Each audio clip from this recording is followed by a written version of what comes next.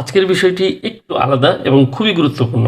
এই ফোনটি একটি স্যামসাংয়ের একটি ফোন। জাস্ট উদাহরণস্বরূপ আমি বলছি। এই ফোনটির মূলত একটি ফোন ডেড হয়ে যায় যেকোনো কারণে।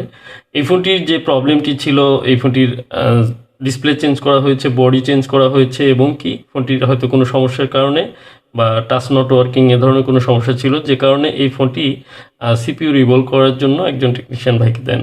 উনি সিপিইউ রিভলভ করেন এবং কি এরপর হয়তোবা প্রবলেমটি সলভ হয়নি বা বন্ধ হয়ে যায়। সেই কারণে উনি ইউএসএসডি রিভলভ করেন।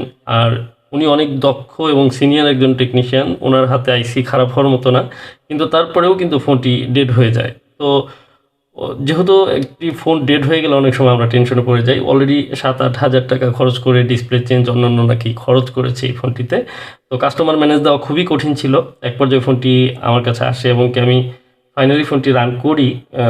যদিও অনেকগুলো প্রবলেম হয়েছিল। ডেড বুট রিকভারি করার পরেও ইউএসবি দিয়ে ফ্লাশ নিচ্ছে না, অনেক সমস্যা ছিল। মূল বিষয় হলো যে ফোনগুলো আসার পড়া বা ডিসপ্লে চেঞ্জ করা, বডি চেঞ্জ করা, এই ফোনগুলোতে কাজ করতে গেলে ফোন ডেড হতেই পারে। এই বিষয়টা মেন্টালি প্রিপারেট থেকেই কিন্তু আমাদের টেকনিশিয়ানদের কাজ রিসিভ করতে হবে এবং কি এই ধরনের স্টোরেজ আইসি হিট লাগার কারণেও খারাপ হয়ে যায়, বর্তমানে হচ্ছে, এটি জানা থাকা দরকার।